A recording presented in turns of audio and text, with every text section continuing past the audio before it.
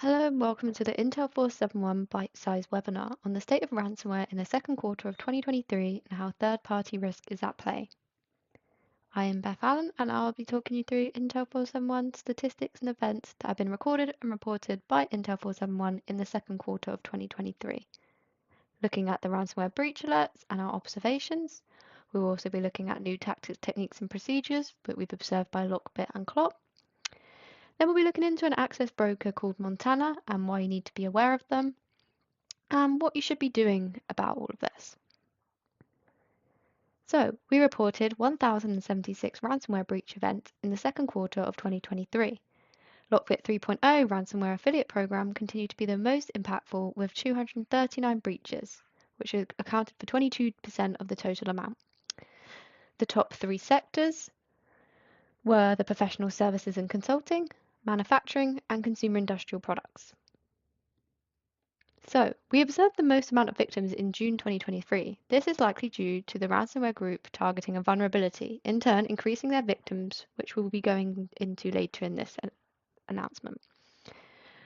Looking here on the victim revenue categories, you can see the most targeted was 10 to 50 million, and we have observed this trend throughout the whole of 2023 so far.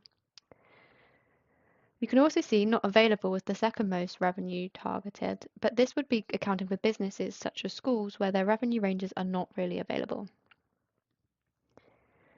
In the second quarter, we observed 82 countries being impacted, which is 7 more countries impacted than we saw in the first quarter. The US was the most impacted at 47% of ransomware events, followed by the UK and Canada. As you can see, lots of European countries are in the top 10. I do want to highlight that Brazil is also increasing, and it is probable this is likely due to a large hubs of businesses operating out of Brazil, and they likely do not have strict laws to prevent organizations paying the extortion fees. These groups continue to employ previously effective tactics such as exploiting 0 days, leveraging social engineering, targeting public-facing services, and compromising IT service providers.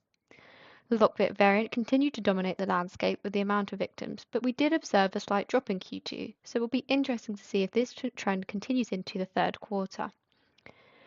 We also observed an increase in victims in the second quarter compared to the first, so this is likely a trend that we believe we'll continue to see.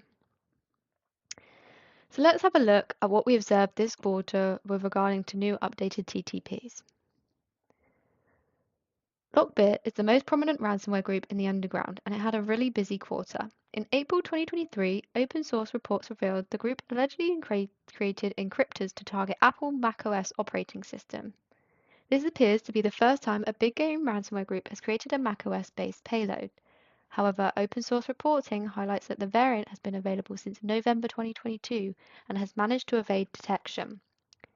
In May 2023, our researchers observed a new feature that was added to the Lockbit's data leak site and victim chat rooms. It is a countdown timer that explicitly states when the decryptor for the victim's data will be automatically deleted.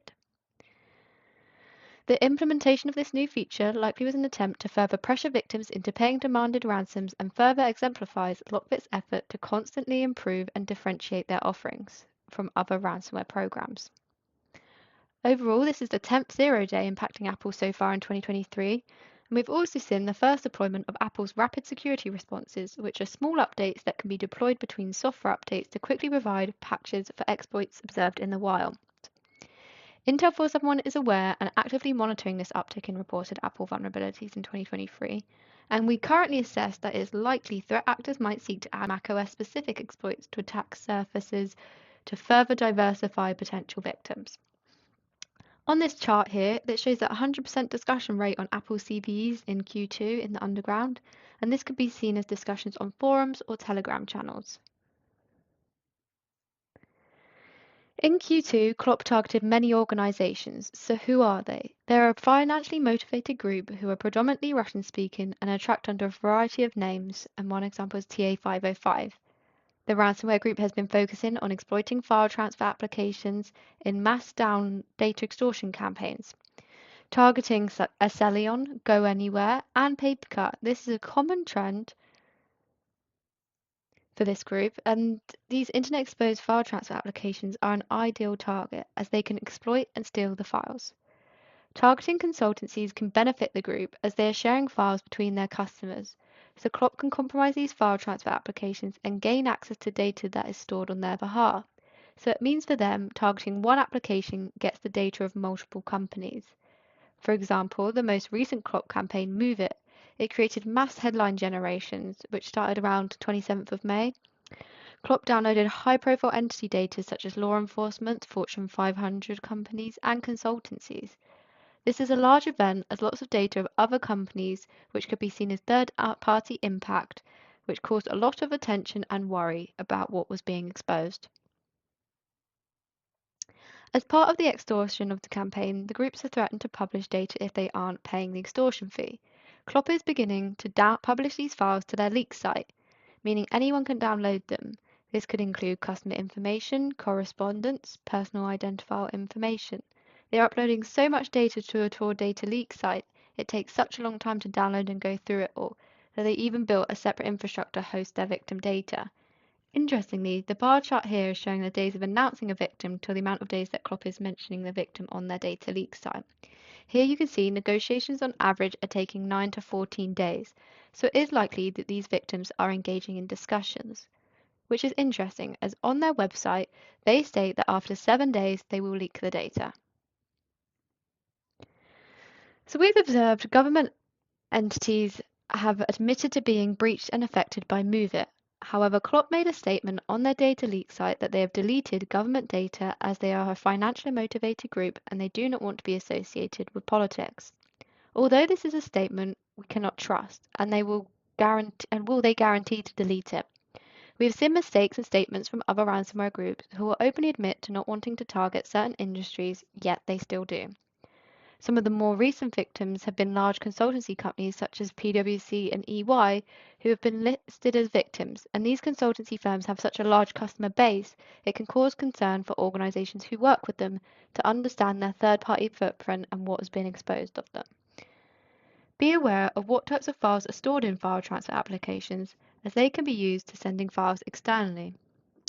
What makes this attack worse than others is MoveIt is one of the most adopted applications in the file transfer protocol market, as high-profile companies are utilizing this, which we can see from the Clop victims they've announced. This isn't the first time that Clop have done this. This is their 5th campaign targeting file transfer protocol applications, and it seems like not many people have looked at the lessons learned. So looking into access brokers, it should be noted that ransomware operators do not have to rely on external IBs to gain initial access credentials. In some instances, ransomware affiliates have gained access to victim organizations through the use of open source port scanning tools or exploiting weak credentials using brute force. If we look at the Conti leaks, which showed how many people are part of a ransomware operation and how well organized and structured they are, where they had their own internal in-house initial access brokers. Clop targeted a structured query language injection vulnerability. IBs are selling SQL vulnerabilities, so let's go into a notorious access broker who we first observed in 2020. So this actor is Montana, who's known for the SQL and remote code execution vulnerabilities. They've impacted organizations worldwide as well as releasing personal identifier information and credentials for their victims. The actors' targets typically include aviation, banking, education, government, and telecom entities. As you can see, this actor impacts individuals globally, but we do observe the actor being active over certain periods of time and then going dark, and we have even seen them take a short break this year. This actor is mostly targeting North America, Europe, and the Asia region. Please reach out to us if you'd like to receive our TLP Clear actor profile on this actor. So, here are some tips. Firstly, control the appliance. Ensure when you are sharing with a third party that you are using your file transfer system, as it allows you to be in charge of your data and sitting in your own environment. You need to limit exposure. The whole purpose of a file transfer system is to use it to transfer to another vendor. Make sure individuals are not using it as a way to store their data. Timely. Set a policy to ensure files cannot be stored for longer than a week. If this is causing frustrations, it will identify the purpose of needing to download the content quicker and not using it as a data storage area.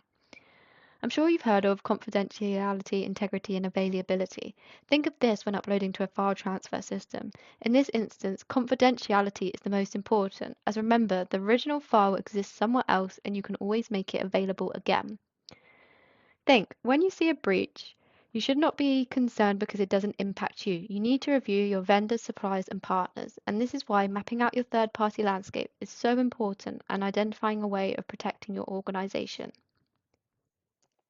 Thank you. So, in summary, the key takeaways from this presentation is ransomware groups continue to evolve and we need to be aware of their presence in TTPs. We have seen a trend from the first quarter to second quarter of a rise in ransomware attacks. So therefore, it is really critical that all organizations monitor their victims and review their impact to the threat landscape.